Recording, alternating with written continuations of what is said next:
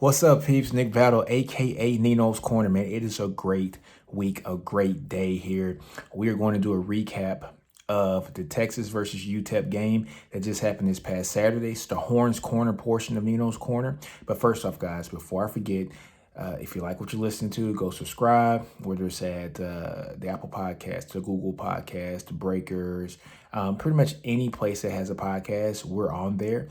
Give us a 5-star comment, a 5-star like.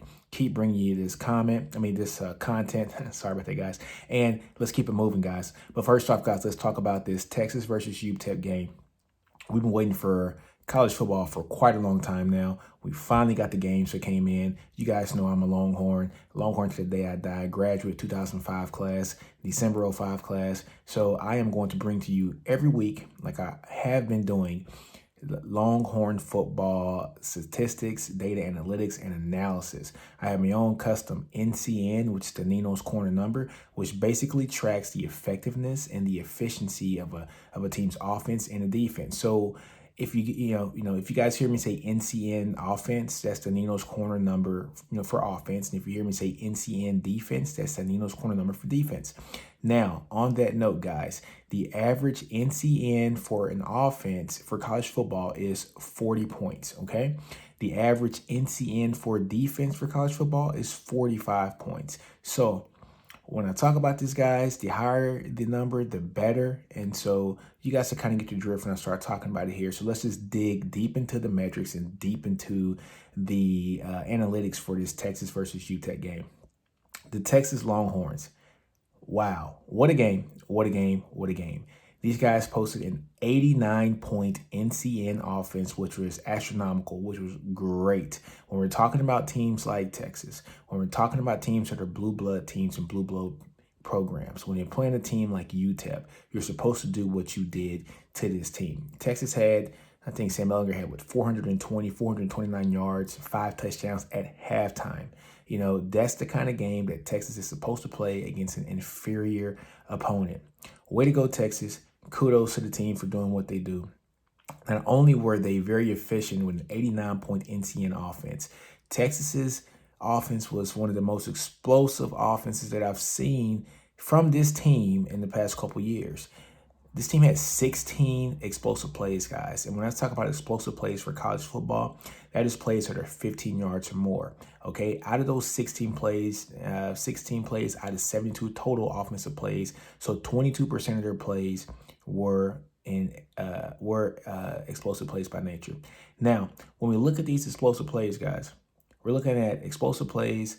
They had something to the effect of, let's check my notes, guys, 479 yards of their total 686 total yards for the game were from explosive plays. That's nearly 70% of Texas's offensive production came off explosive plays. Kudos to the team for doing their thing. And mind you, they averaged almost 30 yards per explosive play. So they were getting it, and they were getting it early, and they were getting it late. When I talk about getting it early, the first offensive play of the game was a touchdown pass, 70-plus yards, actually 75 yards from Sam Ehlinger to Josh Moore. And so, as a Texas fan, we're all kind of wondering who is going to be that next, wide receiver to, come out of the slot or come off the outside. Since we had the likes of Lil Jordan Humphrey 2 years ago coming out the slot, we had Colin Johnson the last, 3 years, basically, well, actually 4 years at Texas. Just on the outside. He's now playing with the Jacksonville Jaguars. And then we had Devin Duvernay, who had the breakout season, probably the second best receiving season in Texas, football history last year. He ends up going to the league. He plays for Baltimore right now. So who's going to be that next guy to step up?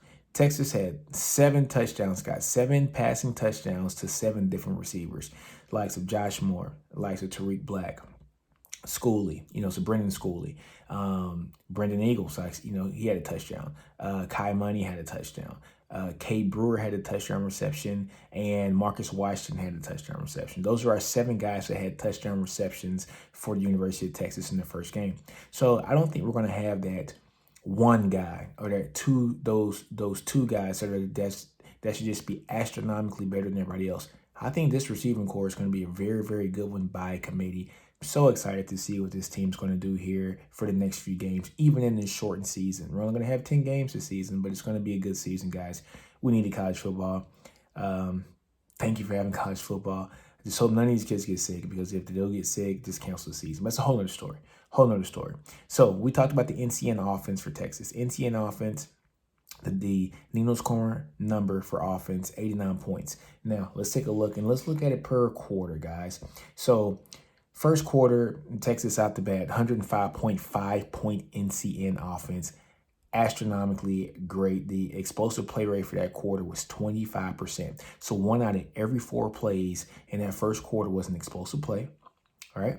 And they had a 105.5 NCN offense, which is, what is that, 65.5 points greater than the NCAA average.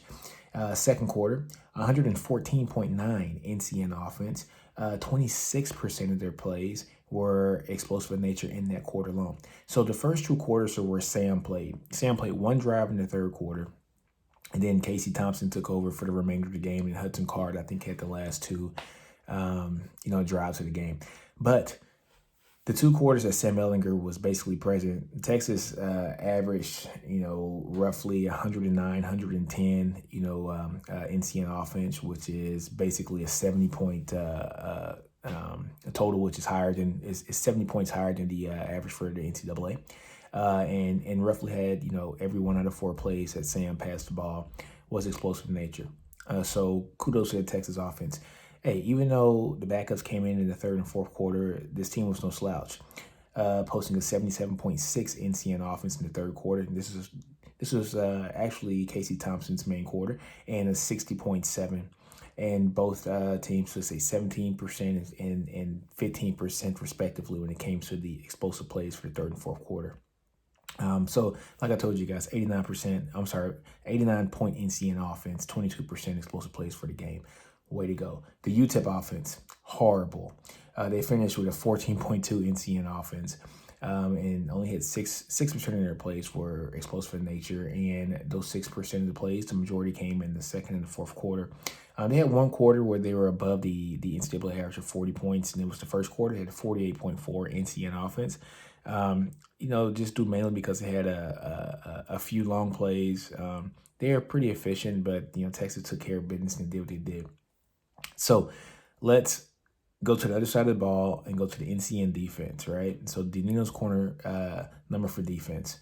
Texas finished with a 66.8 NCN defense, which is, 21 points higher than the NCAA average of 45 points.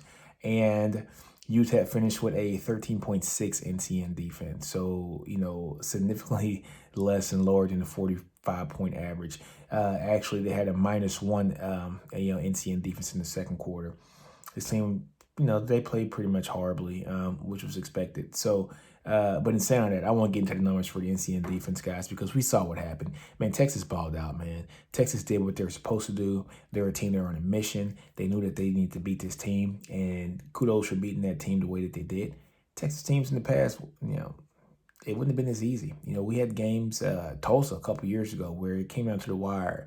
Just things didn't fall our way. I mean, Kansas last year, where we, basically had to go into a shootout. And if you look at what Kansas did yesterday, they got beat by Coastal Carolina pretty bad.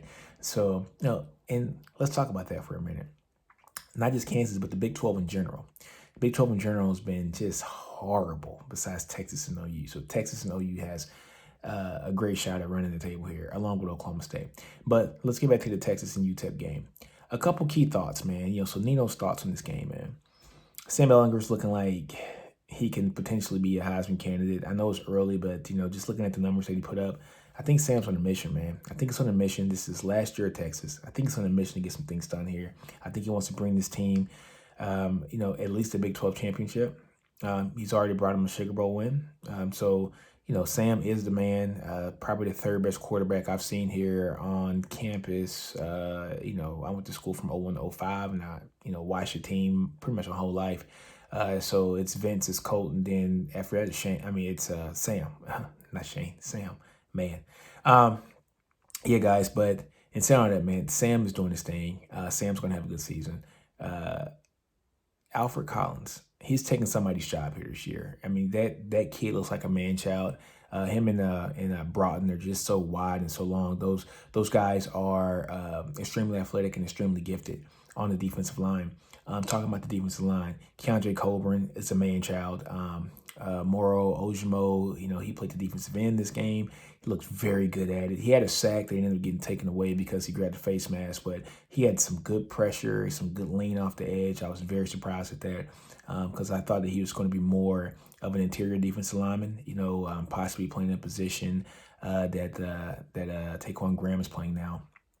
And our guy, Joseph Asai, I think he is the man. I mean, he is the man of that defense. Linebackers really, it really surprised me. I was suspecting Jawan Mitchell to start, but we had our guy. Our guy came in and started again, Court Jaquez, who actually started in the Alamo Bowl last year. And so now he starts in the first game of the season. So that's 2 games in a row. But Overshawn looked very good. He was a speedy, rangy, linebacker. Was, I think, the number 3 safety in the country come out of high school in that great class with him and Caden Stearns and BJ Foster. So Texas actually snagged all 3 of those guys. I look to see all 3 of those guys playing on Sundays. But yeah, the defense was lights out. I was expecting Jawan Mitchell to start, but hey, Court played good. He played well, 5 tackles if I'm not mistaken. So had a really, really good game. But the guys who I actually like to watch was Josh Thompson. Josh Thompson is one of those defensive backs that to be honest, I didn't think he was going to be the guy that's going to start this year.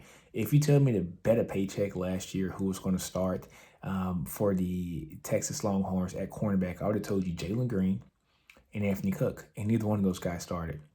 We had Deshaun Jameson, the Shark. Man, Deshaun is a beast, very athletic, guy.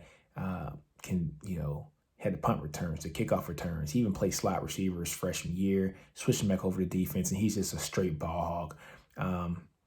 That just goes to show you some of the unselfishness within this team, and we'll get back to this too, but Deshaun Jameson going to offense and then coming back to defense. A guy like not Bijan, but a guy like Rashawn Johnson, guy who was who actually came here to play quarterback at Texas, ended up moving to running back, and he ended up coming out and starting at just at that running back position for the game. So these are guys who have bought into the program, and these are 2 guys who have basically flourished in the system, and they're being rewarded because of their unselfishness, but also because of their great play. Very versatile players. But Josh Thompson and Deshaun Jameson starting at cornerback this game was a shocker to me. Not so much Deshaun Jameson, but I thought Jalen Green would have definitely had that other cornerback position locked up. But after seeing Josh Thompson play, I understand why he's starting. Very athletic. He has a nose for the ball. He just wasn't healthy these past couple of years. Last year he broke his foot, so it kind of took him out of just kind of took him out of contention for the starting job. He didn't even play last year because of that broken foot. So kudos to him. On the safety end, guys, Caden Stearns, the Wolf of DKR. He's going to get in the stride. He is the guy. And Chris Brown started at the other safety position. I was expecting BJ Foster to start or a combination of both.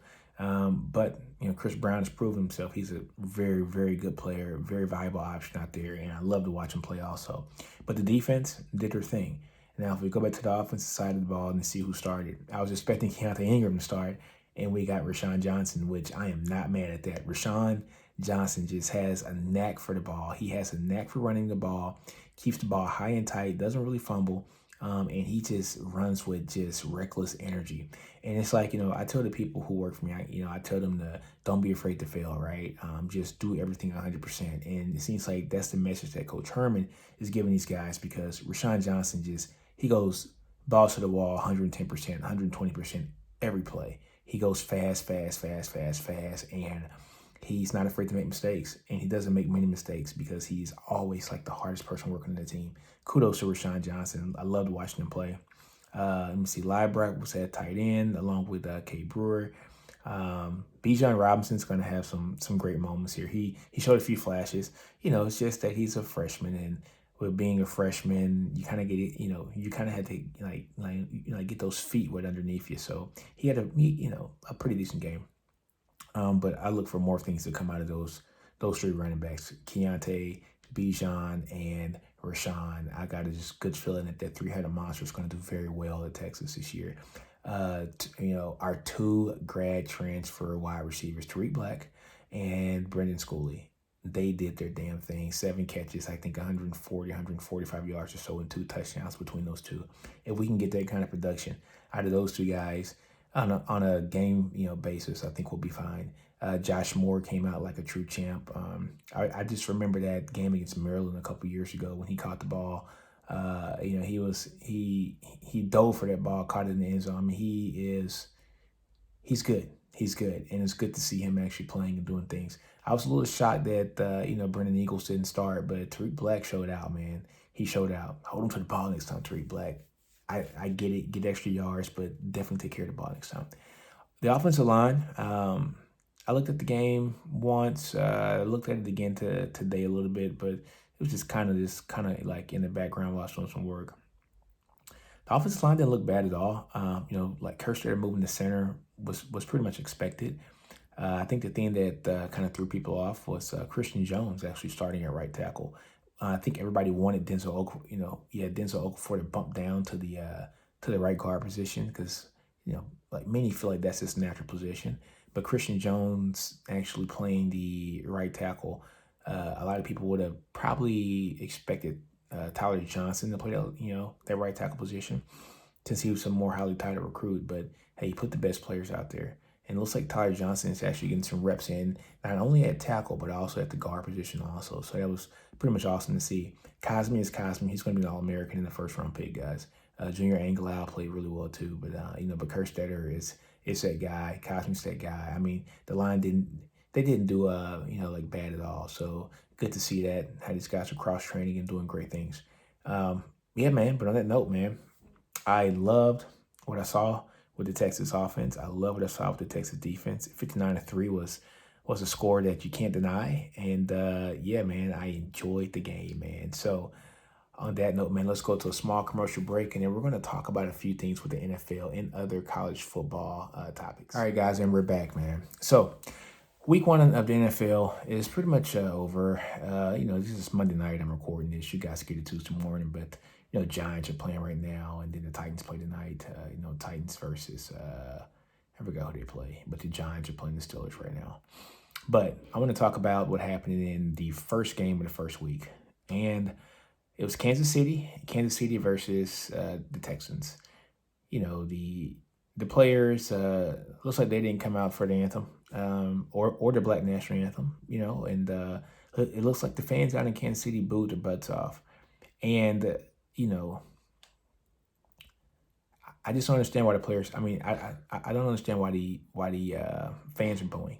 When you see stuff like that, guys, you would think that the players are protesting because of everything that's going on now. And if you can't see what's going on now, it's like you don't want to listen. I mean, it's not about the flag. It's not about the anthem. They basically told everybody this.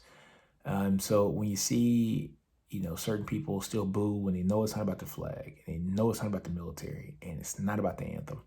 I think America is a little bit heated in that we are challenging racism. We as American people are challenging racism. I think some people don't like that. And I think that's what's going on. That was very despicable, coming from fans of a team to be booing players who are protesting. This is America. This is what America's for. We have people in the military who fight for us to have the right to protest. And I feel like this is my opinion. This is NinosCorner opinion that there's nothing wrong with protesting peacefully. And, I guess there's nothing wrong with booing either. That's what you want to do. But when you do boo and you understand that these people and these players are not doing this maliciously, and they're not doing it to disrespect the flag or the anthem or the military, and they continuously told us this, then the people who are doing the booing are the ones who are just upset that these players are challenging racism. And if that is the case, then we have a bigger problem than what we thought we had in America. On that note, guys, man, think about what's going on. It's more than sports. It's more than about sports. You guys know I love my Longhorns. I'm a Longhorn to the day I die. I hook them all day long. I love college football.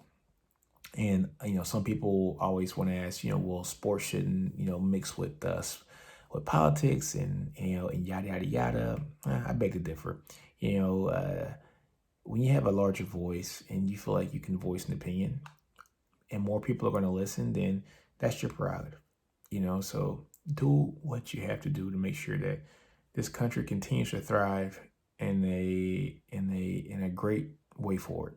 And there's nothing wrong with a peaceful protest, especially considering the things that have gone on lately. George Floyd, Breonna Taylor, um, just countless names,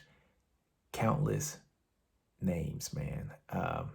So yeah, man, enjoy everything that's going on now. When it comes to sports, enjoy it, but also understand that there are a lot of sacrifices that are being made right now by a lot of people to make sure that America does the right things. And so understand that, guys. Just understand that, man. So much has been going on. So it's just hard for me to talk. I don't want to ramble on about this, but yeah, guys. On that note, man, it's time for me to get out of here, man. Don't be afraid to fail. Outgrow your environment. Understand your brilliance. Do you? Do you? All right. Yeah. Until next week, man. Or until 2 weeks from now. Oh, and a lot of people want to ask me about the NFL stats, and I have the NCN numbers every fourth week. So I'm gonna do week 4, week 8, week 12, week 16 for the NCN for the NFL side of the house. So I will do that for you guys, but on like the quarter basis for the season. It was so much work doing a week by week by week, and it's just me. I'm a one-man shop. All right, I can only do so much. Right, I got to do Texas, but the NFL stuff can wait. All right, guys, I'm out of here, man. Love you guys, man. I'm out. Do you? Nino's Corner out. Salute.